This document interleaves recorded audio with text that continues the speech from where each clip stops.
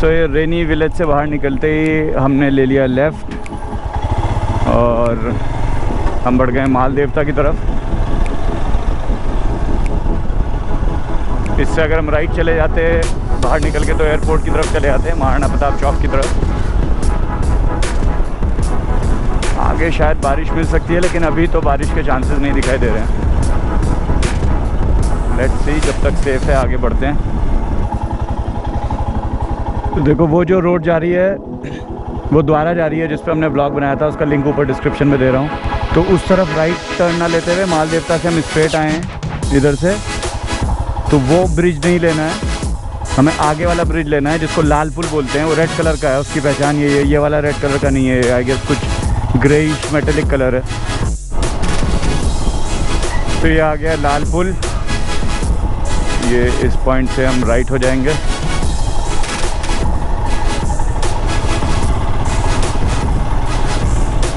ये पुल जो है देहरादून और टिहरी डिस्ट्रिक्ट्स को कनेक्ट करता है। पुल पार करते ही अब हम टिहरी आ गए।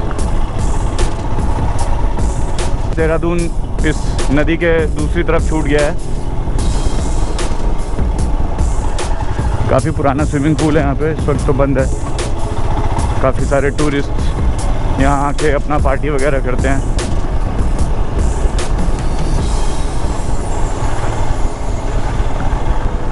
तो ये रूट बड़ा ही अननोन होता था पहले, अभी तो यूपी 32 लखनऊ की गाड़ी भी दिख गई यहाँ पे।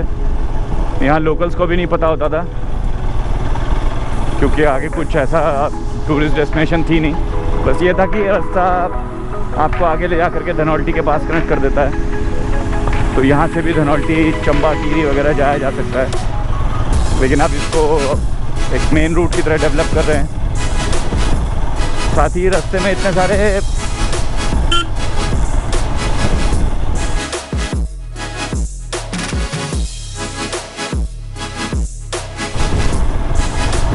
रिजॉर्ट वगैरह बन गए हैं, तो ये भी एक टूरिस्ट डेस्टिनेशन हो गई अपने आप में।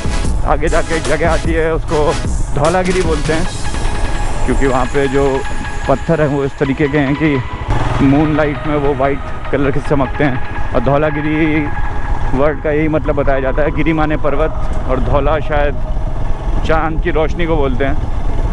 तो चाँद की रोशनी में चमकने वाला पर्वत धौलागिरी पर्वत। और नज़ारा देखिए आप सामने, आगे से दिखाता हूँ।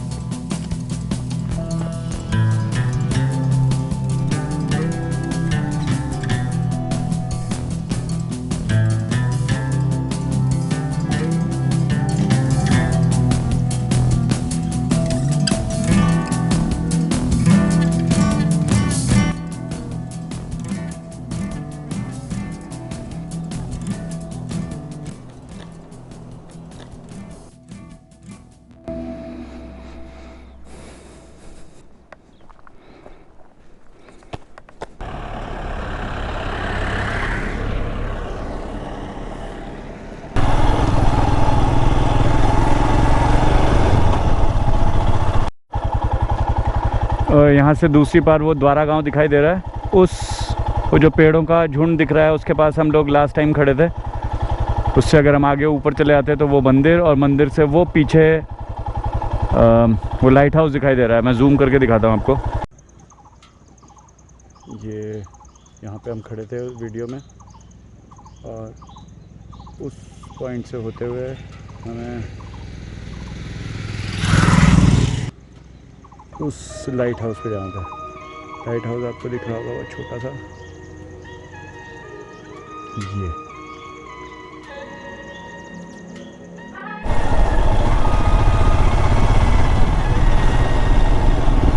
यार ऊपर बादल घिर के आने शुरू हो गए हैं, और अगर तेज़ी से घिर के आ गए तो हम अपने पॉइंट तक नहीं पहुंच पाएंगे, क्योंकि बारिश हो जाएगी और बारिश में शूट कर पाना मुमकिन नहीं होगा। मैं कोशिश करूंगा कि जितनी जल्दी हो सके वहां पे पहुंच करके आपको वो पॉइंट दिखाऊं।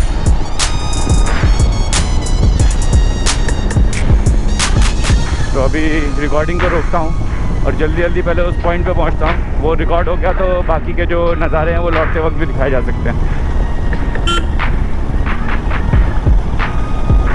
वाह, ये अच्छा है।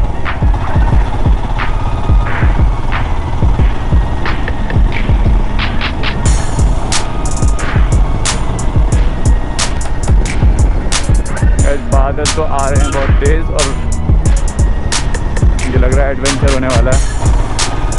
और इसी के साथ आपके सामने पेश है कोकियाल गांव। देखिए कितना छोटा सा गांव है, यहाँ बस एक दो दुकानें हैं, उसमें से भी शायद कोई एक ही चल रही है, बाकी बंद है। और ये कच्चा सा रास्ता जा रहा है ऊपर गांव के लिए, और हमें अभी यहाँ से भी करीब 8 किलोमीटर तो आगे जाना है।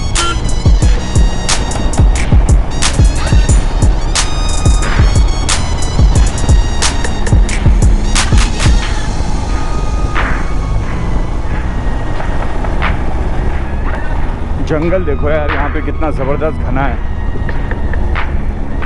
क्योंकि यहाँ मैगी पॉइंट्स नहीं बने। 3 किलोमीटर आगे आएगा नारायण गांव। ये देखो क्या घना जंगल है। वाह,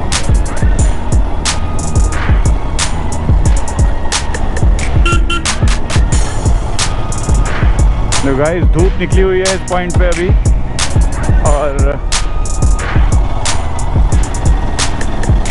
मोस्ट लाइकली जो व्यू हमें देखना है वो हम देखने वाले हैं। यहाँ ऊपर ऊपर तो थोड़ा सा क्लाउड कवर आ रहा है, बट हमें वहाँ से जो नज़ारा देखना है वो पहाड़ से नीचे की तरफ है। और ये नज़ारा देखो यार कितना सुंदर है, इतनी ग्रीनरी। ये मतलब 180 डिग्री पूरा यहाँ पे कर्व है, और पूरे में टेरेस फार्मिंग हो रही है। लुक एट इट, क्या बात।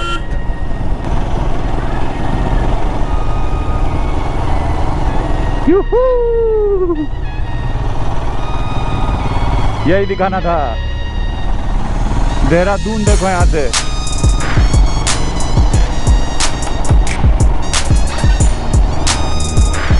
और भाई यहाँ से जो पत्थर गिर रहे हैं ना भयंकर।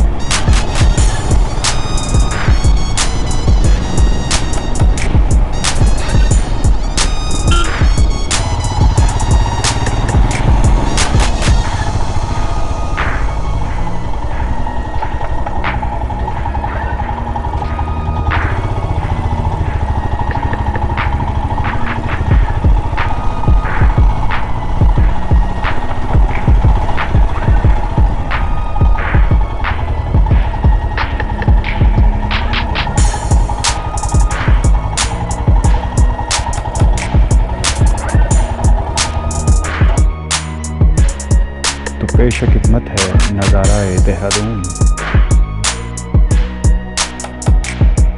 उस नदी को पार करके हम अभी आए। उस नदी के दूसरी तरफ देहरादून है और इस तरफ टिहरी।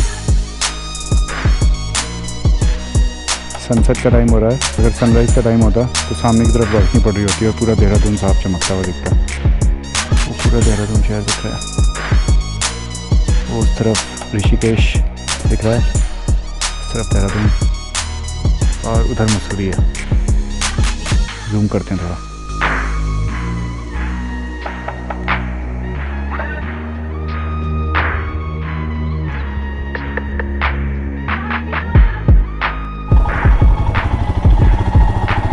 आगे बढ़ते ही इसको बोलते हैं धौलागिरी।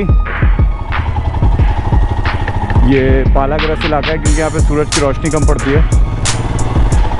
बट हमने ये जो रूट है सकलाना रेंज जिसको बोलते हैं, धनौल्टी तक का जो रास्ता है, हमने मानसून के टाइम पे धनौल्टी से देहरादून का ये रूट हमने कवर किया हुआ है। वो हमने 4 व्हीलर से किया था, बट उसका वीडियो हमने बनाया है। उसका लिंक भी मैं ऊपर आई बटन में शेयर कर रहा हूँ। वो भी बहुत खूबसूरत रास्ते का बहुत ज़बरदस्त वीडियो था, आप उसको देखिएगा ज़रूर। फ़िलहाल आगे जाने का कोई फ़ायदा नहीं है क्योंकि ये बादल आगे की तरफ ही बढ़ते जाएंगे और एक बार बारिश शुरू हो गई तो फिर बचने का कोई चांस नहीं है। इसलिए अपनी बाइक यहाँ से लेते हैं मोड़। चाँद, सूरज देखिए चांद की तरह दिख रहा है बादल के पीछे।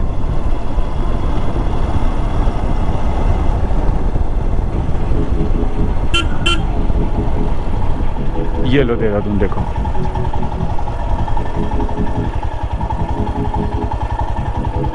और गाइस इस पॉइंट से दिखाई दे रहा है देहरादून से ऋषिकेश का पूरा एक्सपेंशन। ये मकान दिखाई दे रहा है जी। बकरे तो आगे थे, वो बहुत सारे बकरी थी। 2 तो नहीं थी, बहुत सारी थी। और अभी मैं ऊपर आते टाइम दिखी मुझे।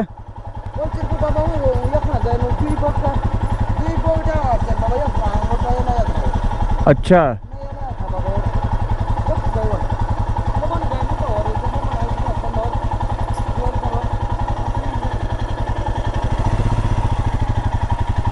पहाड़ में ऐसे गांव में बस ये प्रॉब्लम रहती है, यहाँ बाघ वगैरह होते हैं तो वो कई बार बकरियां उठा के ले जाते हैं।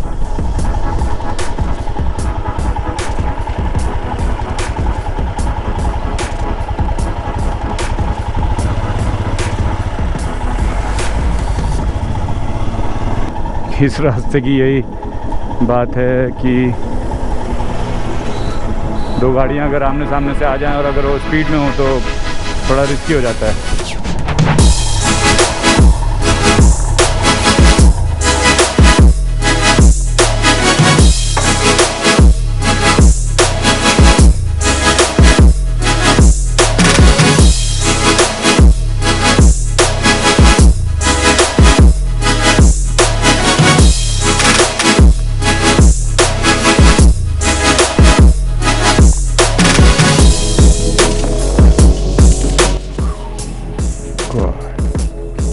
ये वो सामने हॉट माउंट होटल है जो नीचे दिखाई दे रहा था।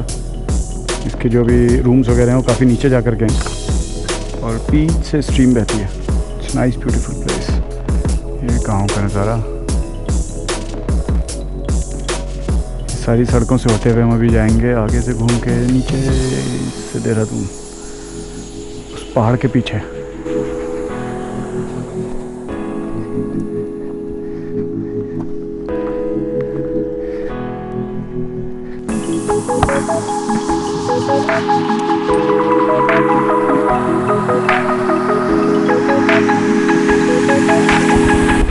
तो दोस्तों बात यह है कि मानसून में नेचुरली पहाड़ हो जाते हैं बहुत ज़्यादा खूबसूरत, क्योंकि चारों तरफ हो जाता है हरा हरा, लेकिन बारिश होने की वजह से मोटरसाइकिल से ब्लॉक करने में थोड़ी सी होती है प्रॉब्लम। ये देखिए यहाँ पे इतने काले बादल घिर के आ गए। जब भी हमें टाइम मिलेगा तो हम ऐसे ही थोड़ा सा वक्त चुरा के जल्दी से जाके आपको दिखाएंगे ऐसे ही खूबसूरत ब्लॉग खूबसूरत नज़ारों के साथ। अगर आपको हमारा ये वीडियो पसंद आया तो प्लीज़ उसे सब्सक्राइब कीजिए, वीडियो को लाइक कीजिए और अपने फ्रेंड्स एंड फैमिली के साथ शेयर कीजिए। मानसून के इन खूबसूरत नज़ारों के साथ फिर से मिलेंगे आपसे एक नए सफ़र में, एक नए ब्लॉग में। तब तक के लिए गुड बाय।